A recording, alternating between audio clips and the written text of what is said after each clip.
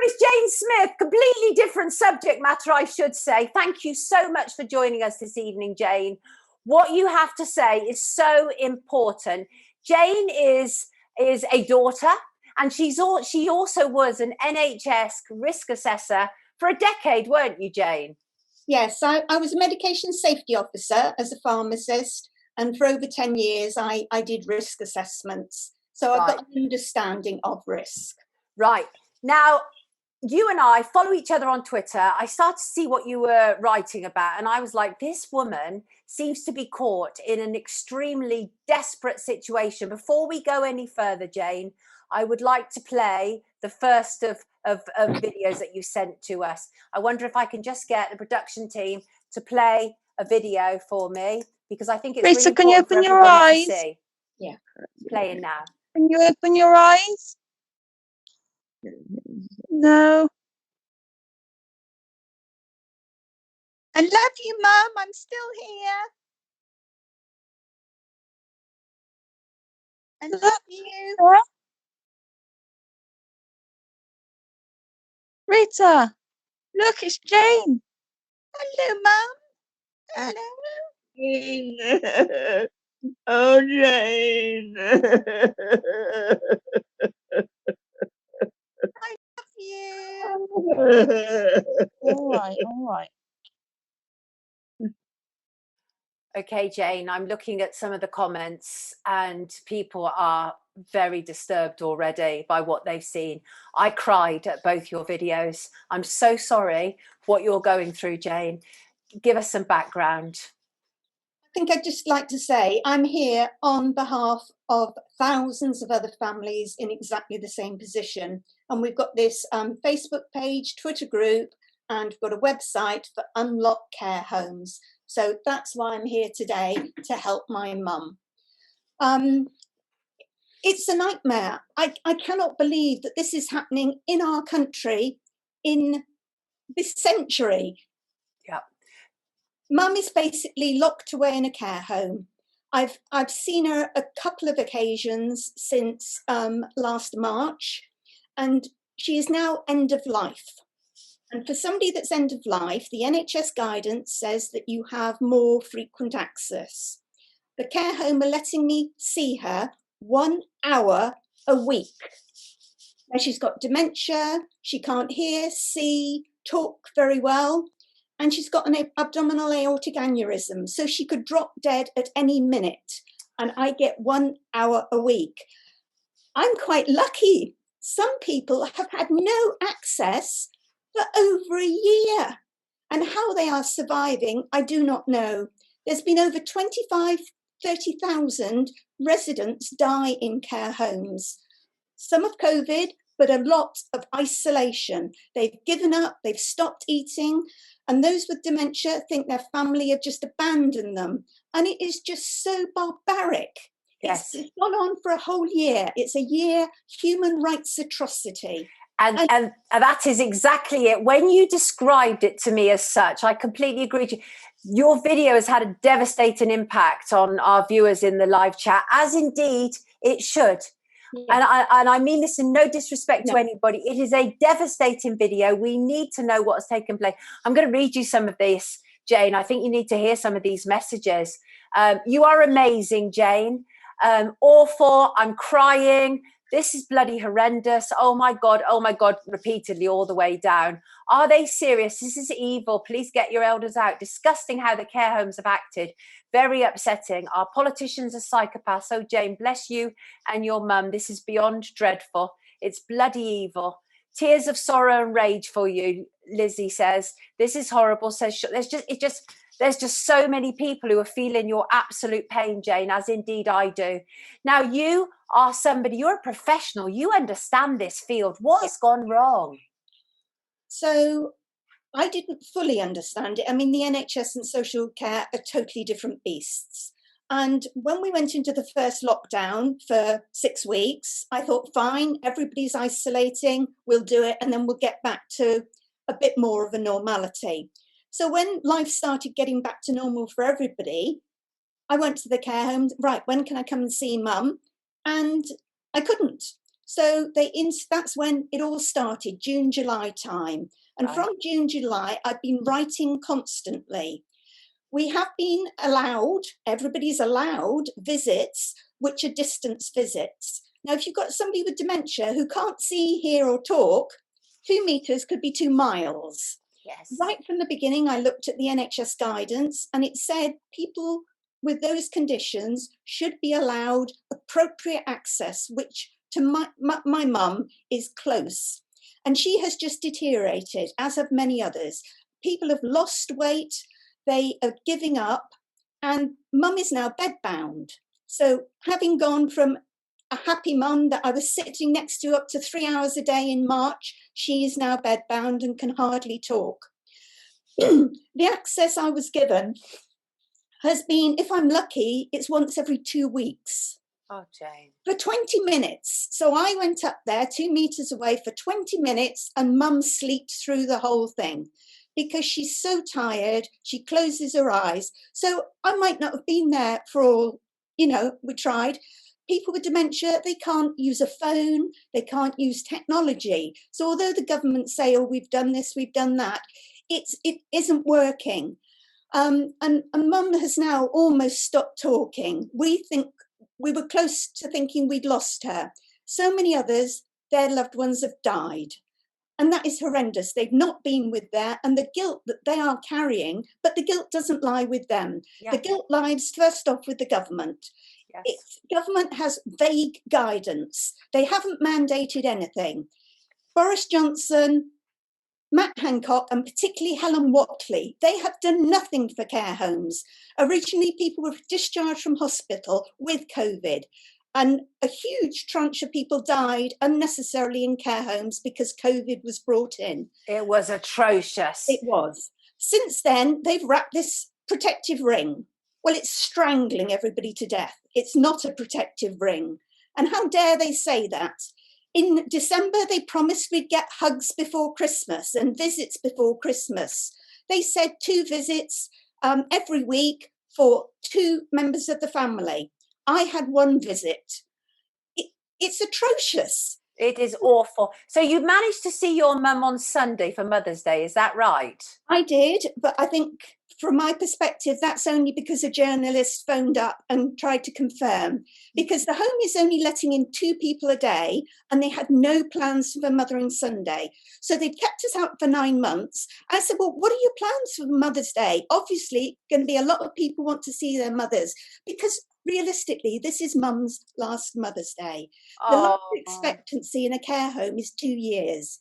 We've lost a year through COVID.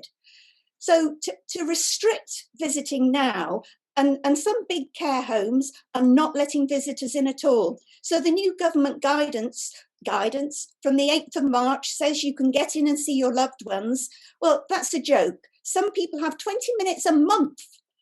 Mum is end of life, but an hour a week just isn't sufficient when you're wanting to help your loved one at the worst time in their life. It's terrible. I would like us very much to play that second video now, Jane, because again, I think people really need to see this stuff. Yeah. I think it's that important. Let me just check that we've got that on.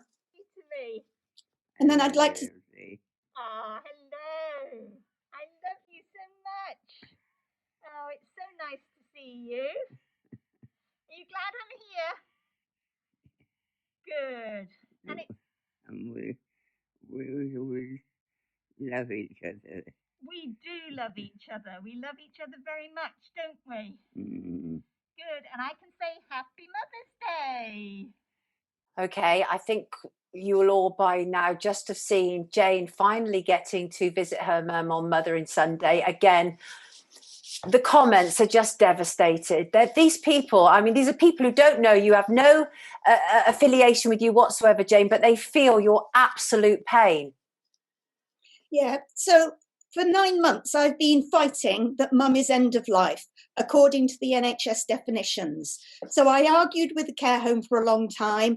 They say they're following government guidance, but they didn't do a risk assessment for mum. So mum fell in July. I didn't find about it till 2 weeks later. Then she fell again. She collapsed in September. And when I asked to see the risk assessment, they wrote it 2 days later. Oh. And the risk assessment was abysmal. It had errors in it, it had omissions in it. So I corrected it, sent it back to them, and the CEO of the company said that risk assessment is fine. Wasn't till a few weeks later I found out it was his daughter that wrote the risk assessment. Oh, Jane. And recently when I spoke to her about it, the only training she's had is internal training. Now, as CEO of that organisation, he is responsible under her Health and Safety Act 1974 of making sure that risk assessments are carried out, and it's the safety of the workers and also the residents in the home. And they wouldn't let me walk across the grass. They won't let me do a window visit outside in the fresh air wearing a mask because I'm a danger. Why are you a danger? Well, if you do a risk assessment, the most severe risk is death. Right. But what you then look at is the likelihood of that risk happening. So you balance the severity against the likelihood. They've not done that. So they won't let anybody do a window visit, which is just appalling. I mean, I can't get my head around this, Jane. I'm struggling. It almost sounds fictional. It doesn't sound like reality, but it is your reality. It is. I went to visit Mum just before Christmas and I gowned up. So as a pharmacist, I used to make sterile feeds for neonates. So I bought a coverall and all you could see of me was my face. And I had gloves, I had a mask, a visor. Went to see Mum and I went to put my hand on the bed to feel her feet beneath the blankets. And I was told I couldn't touch the bed because they'd then have to wash the blankets. So I said, that's all right. I'll put a plastic apron down on the bed. They wouldn't let me do that. We'll have to think about it. So when I talked to them after, they said, oh, sorry, you can't do that. So I said, why? Well, it's a risk. So how can COVID, which I haven't got because I had a test, how can it get through my hands, through my gloves, through the plastic sheet and into my mum's, through the bed? It's just crazy. Yeah. You don't know what they're doing with risk assessments. And with the end of life, I had to fight with the GP. He was using his clinical judgment and said Mum wasn't end of life. I sent him the NHS guidance. He wouldn't believe me or didn't. So I had a shouting match with him over the phone. I lost my temper because this is my mum and Absolutely. I'm denied access to her. Yes. He went away and they phoned up Public Health regionally and Public Health said, she's right. The guidance says she can come in. It's not just the last few weeks of dying. Right. It could be up to a year. So he then relented. He wrote to the care home. They didn't tell me. They'd got guidance from the local council. So the local council are talking 2 to 3 days. So I then have to go to the local council for a week. And eventually they changed their guidance. So all this has gone on. So eventually I get to see Mum.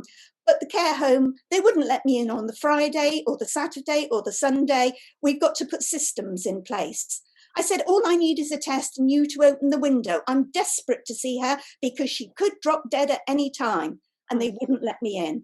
So at the moment, I wake up with nightmares. I wake up screaming and sobbing because I can't help her. And I don't know who else to go to. We've been on Twitter, all the MPs that are supporting it, because they've got to mandate the guidance. It can't be guidance. Guidance doesn't work. There's got to be a whole review of social services, social care, because at the moment there's no standards. A care home can do what they want. There's no jurisdiction from CQC, social services, the GPs. I had to put in a complaint with the Ombudsman. I did that last November. I heard from them on Monday that they're going to start looking at it and get a response in 6 to 8 weeks. But you don't have that time. No. And that is the reality. I'm so terribly sorry what you're enduring. People are asking questions here. Is this an NHS care home? Because obviously we must be clear, this is not every elderly care home that has been this problematic. No. Care homes, they're independent. So my mum pays for her own care. You can get care through if the council are going to pay for it. Mum has got no rights. We talked to a barrister and there are no rights if you pay for your own care. They can do more if you're getting it from the council. So the care home can basically do what they want. There's no mandating, and we need mandated laws that with the basic standards, they need to be regulated properly so that we know that they've got standards and they're adhering to those standards, because our loved ones aren't protected at the moment. We're dying inside.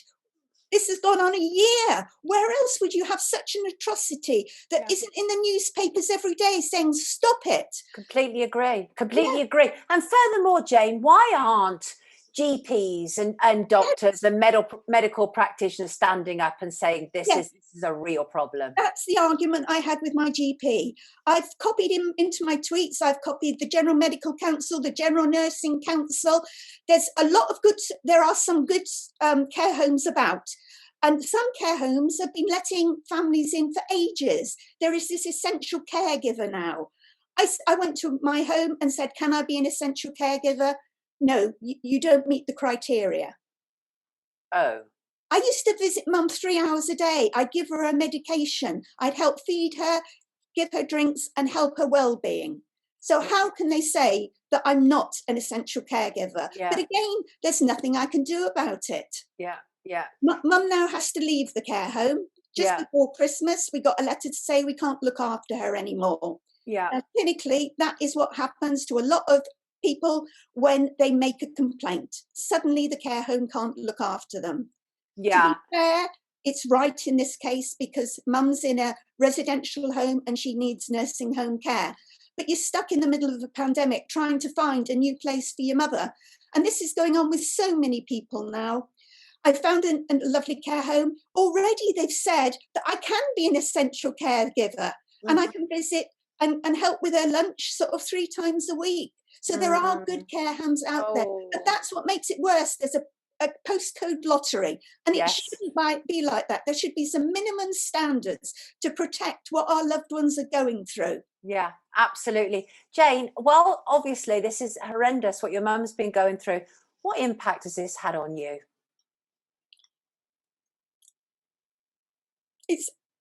You okay? I'm so sorry at your distress. I really am. Some people in the chat have noticed that Alalulim has noticed that I'm looking distressed. You're absolutely right. I do find this extremely distressing. It's horrendous what people like Jane and her mum are going through. You only have to look at Jane to see the impact of this absolute madness. Are you okay there, Jane? Yeah. This is affecting so many people every day. We wake up thinking about our loved ones. We go to bed thinking about them. And often now, if I do get a daily phone call, mum's not talking to me. It's a silent phone call. I'm trying to talk to her. She can't hear me. The carer's shouting to her. And always we've got that in mind, that phone call. Are they dead? Have they died without us there? And I think with the sobbing in the middle of the night. Now, I've been stressed in my life before, but nothing like this. Right. And I couldn't believe that I was waking up sobbing. So I have had a referral and I've spoken and I'm getting some counselling. But at the moment, it's almost like PTSD because it's constant. It's day in, day out, and it's gone on for a year. And I think the fact that nobody's doing anything, that is what is so frustrating. Yeah. Who else can I talk to get them to do something? Today, in desperation, I've started tweeting and copying in the archbishops who are in the House of Lords. I need somebody to do something for all the people that are suffering. They don't deserve this. Please. Yeah, it's literally in the last year, what we've done to our elderly is an international disgrace. Yeah. And as for the do not resuscitate notices, I mean, where do you even start with that, Jane? Yeah, that's got to be a family discussion with the doctor to see what the implications are. And for some people, it may be appropriate, for others, it isn't. And this isn't just the elderly locked in. These are young people locked in as well. Yeah. We have a lot of mothers in our groups who can't get to see their children. Yeah. To lock children away as well. It's just cruel. It's barbaric. Yeah. Please, somebody stand up and shout about it. I'm now marching every day, marching for mum. And I can only do it locally. I've got a friend locally who's helping me, and I'm taking a photo every day and uploading it on Twitter. From the 29th of March, we're able to get 6 people together. So we're planning more action with 6 people to represent our loved ones locked away. And please, if there's some journalists out there, please follow us and publicise this. We want to be on the front page of every newspaper until this is sorted, because it's a crime. Human atrocity, it's a crime against ones that don't deserve us, ones that have brought us up and loved us, and we want to help them now. I know. Gaynor says, I'm so sorry, Jane. Awaken being absolutely disgusting, Mither disgusting. I mean, there's just so much sort of love and care for you, and people are genuinely concerned and distressed. Yes, country boy, this is the stuff that mainstream media should be reporting. As soon as I became completely aware of what Jane was enduring, I immediately approached her and said, would you like to come on and talk? Because I felt, I mean, this is actually our role as journalists. These are exactly the stories we should be covering, right, Jane? Yes, but also the politicians, they know what's going on. They know it's only guidance, and care homes aren't following that guidance, but they try and give out a message saying from March the 8th, you'll be able to visit your loved ones in care homes. That is a lie for so many people. It's not true. Don't give out false messages. And the hugs before Christmas, so many didn't get a hug. It's just torture, psychological torture. It is completely. I can see it written all over you. It's horrendous, literally horrendous. And the thing is, I think you really should consider PTSD, because this is a very long-term issue you're dealing with. You know, so this is a year that you've had of this extreme pain. The idea that you're dealing with your mum's end of life, you can hardly see her.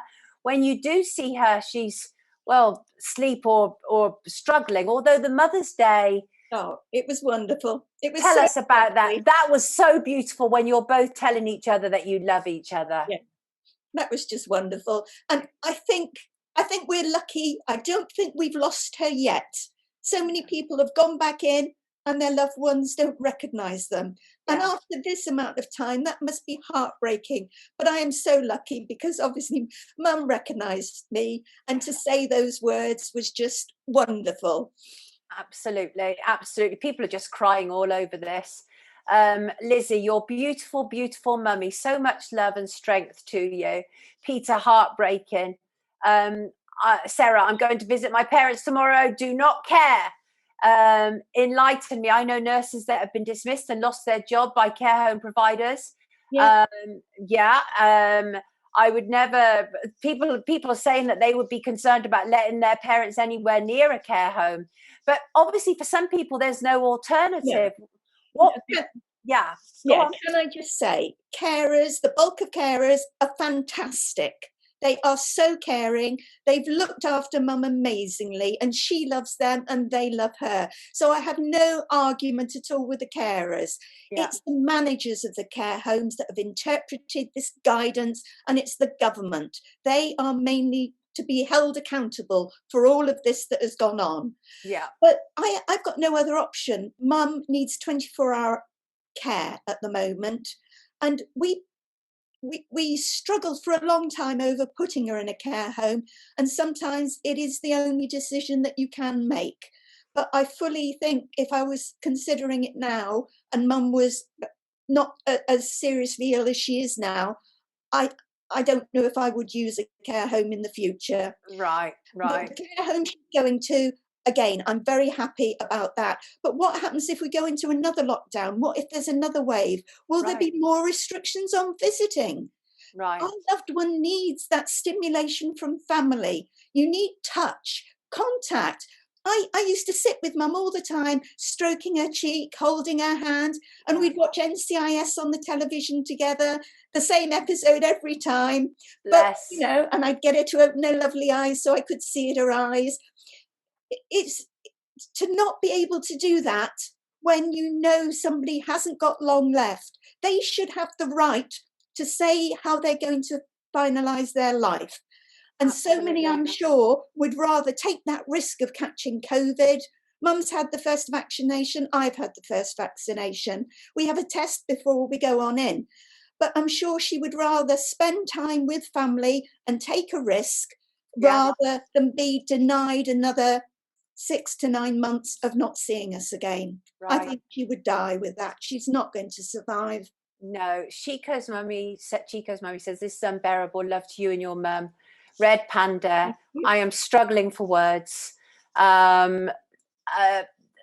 Families having to correct risk assessments. Yes, Lizzie, yes, families are indeed having to do that. It's insane. Care home, pretty much the same here in LA, unfortunately, says Steve, unless you live in Beverly Hills or Bel Air. It's just people. Yeah, it's Sean. I understand it is hard to watch. Absolutely, it's just so painful. Peter, this is madness. Yes, Chico's mummy, we do need to share the hell out of this. Absolutely. Yeah, I need everybody to share. Shout tomorrow. Tell everybody you know what is going on. Because at the moment, nothing is happening. The public don't know because it's been hidden away. We've had odd articles here and there, so we've been fighting to get heard. But we really need some change now. Yeah. Otherwise, more are going to die. Yeah, absolutely. So, I mean, there's so many messages. I don't even think I can keep up. It's just... if I lived in her town, I would have a talk with that care home manager. Oh my gosh, I'm sure that Jane can tell you about how much she has attempted to talk repeatedly over and over again. Yes, Sarah, they are playing God. It is disgusting. Yeah. Absolutely. Yes, it's horrendous. Skunk says, Jane sending you love and support. And Red Panda says your mum is paying for this. Yes. Yeah, that's the unbelievable thing. She's paying to be locked away and have no rights whatsoever. Yeah. It is absolutely, truly abysmal. I mean, the cost of this is over £4,000 a month. That's what she's paying. Wow. That's what a care home costs. Yeah. Yeah, William says, hold care homes to account. Police and politicians must act on what Jane is going through now. Thank you to Brand New Tube for bringing Jane on to expose this. Jane is a formidable individual in her own right. There's not much that's getting in the way of Jane. I feel your pain. Everybody feels your pain. That's the thing. You have that legitimacy that is so, your pain is so raw. We can all feel it, you know, we can all feel it. Yes, Peter, this madness is so unnecessary. Stephanie, sending love to you, Jane, and your family. This is insane, sheer madness. It's her mum, you animals at the care home. People are getting angry on your behalf. Thank you. My background is in quality improvement.